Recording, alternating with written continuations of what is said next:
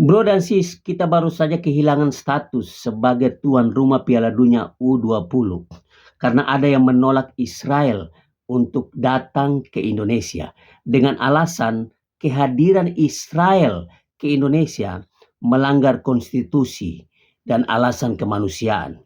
Anda harus konsisten ketika melihat video ini. Bupati Purwakarta segel rumah ibadah, kepemimpinan N. Ratna Mustika disorot. Penyegelan rumah ibadah di Kabupaten Purwakarta menuai banyak reaksi beragam di media sosial.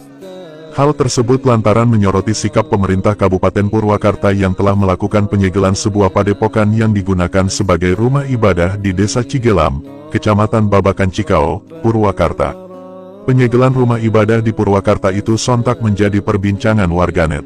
Seperti yang diungkapkan akun Twitter @ch_Khotimah 2, menurutnya seharusnya pemerintah membiarkan jemaah tersebut beribadah sembari mengurusi izin.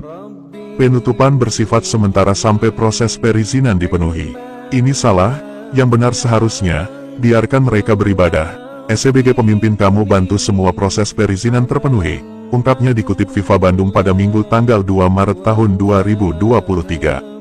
Selain itu, @miduk17 mengomentari sikap N. Ratna Mustika yang dianggap berat sebelah hanya karena popularitas politik. Silahkan segel semua gereja yang tidak memiliki izin yang sah sesuai SKB 2 Menteri.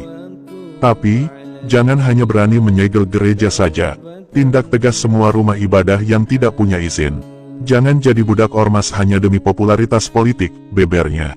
Sebelumnya diberitakan, penutupan tempat ibadah anggota Jemaat Gereja Kristen Protestan Simalungun GKPS Purwakarta dilakukan oleh Pemkab Purwakarta, Minggu, 2/4 dengan alasan tidak memiliki izin resmi dan telah menimbulkan keberatan warga setempat. Menurut N. Ratna Mustika, rumah ibadah tersebut setelah dilakukan pengecekan, tidak memiliki izin baik untuk kegiatan peribadatan. Mengacu pada regulasi kaitan dengan Peraturan Pemerintah Nomor 16 Tahun 2021 tentang Peraturan Pelaksanaan Undang-Undang Tahun 2022 tentang Bangunan dan Gedung, terang N.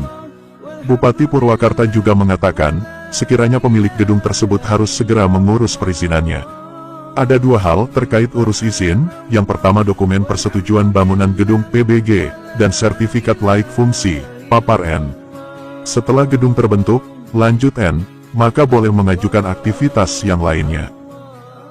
Bagi mereka yang kemarin teriak-teriak tolak Israel karena alasan konstitusi dan kemanusiaan, di mana kalian ketika gereja disegel dan ditutup berkali-kali yang sudah sangat jelas melanggar konstitusi dan kemanusiaan, melanggar HAM. Nah, seperti yang baru saja dilakukan oleh Bupati Purwakarta. Ibu Bupati Purwakarta ini sudah melanggar konstitusi dan HAM karena dia sudah menyegel gereja dengan berbagai macam alasan. Nah, apapun alasannya, gereja tidak bisa disegel dan ditutup atau melarang orang untuk beribadah karena itu melanggar konstitusi dan kemanusiaan, melanggar HAM. Nah, konstitusi menjamin setiap warga negara untuk beribadah. Nah, seperti apa yang dikatakan Pak Jokowi di video ini.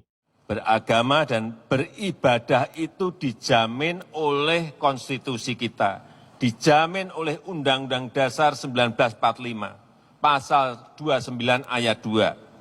Berdasarkan konstitusi, Ibu Bupati sebagai kepala pemerintahan seharusnya Ibu menyediakan tempat bagi agama apapun yang ada di bangsa ini untuk menjalankan ibadahnya, karena itulah perintah konstitusi yang harus Ibu lakukan untuk setiap warga negara siapapun dia.